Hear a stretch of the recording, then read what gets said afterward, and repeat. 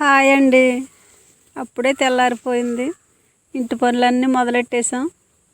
ఈ ఉదయం పూట నేనైతే ఇంట్లో గారెలు అయితే వేస్తున్నానండి. టిఫిను తెల్లారడం, పొద్దుగోకడం, పొద్దుగూకిపోయే వరకు మనకి ఆడవాళ్ళకి ఇంటి పనులే సరిపోతాయి. ఇంటి పనులు చేసుకోవాలి, మళ్ళీ పొలం వెళ్ళే వాళ్ళు పొలం వెళ్ళాలి. నేనైతే బర్రెల కాడికి వెళ్ళాలి. ఈరోజు సండే కదండి, మా ఆయన సెలవు ఇచ్చాడు. ఇలాగ ఇంటి పనులు చేసుకుని చర్చికి వెళ్ళాలి. మా ఆయన అయితే టిఫిన్ చేశాక గేదెల కాడకైతే వెళ్తాడండి. ఫ్రెండ్స్, ముందుగా లైక్ చేయండి. నా వీడియోలు మీకు అన్నీ రావాలంటే పక్కనే ఉన్న బెల్ ఐకాన్ క్లిక్ చేయండి.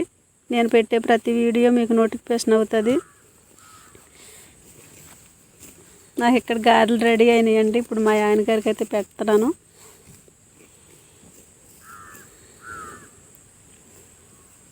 కూర వండుకుంటున్నానండి. దండకాయ మెత్తళ్ళండోయ్. మీలో ఎంతమంది వండుకుంటారో నాకు కామెంట్ పెట్టండి. ప్రతి ఒక్కరికి జ్వరాలే కదండి. నీసు ఎక్కువగా తినొద్దు. ఫుడ్ తక్కువ తీసుకుని ఫ్రూట్స్ ఎక్కువ తినాలి. డబ్బులు లేని వాళ్ళు ఉంటారు కానీ జబ్బు లేని వాళ్ళు లేరు కదండి.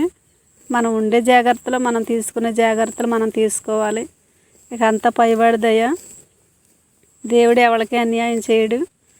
ఎవరికి చేసే సాయం వాళ్ళకే చేస్తాడు. నాకైతే ఈ యూట్యూబ్ నుంచి డబ్బులు ఎప్పుడు వస్తాయో ఏంటో అని ఎంత ఎదురు చూస్తున్నాను.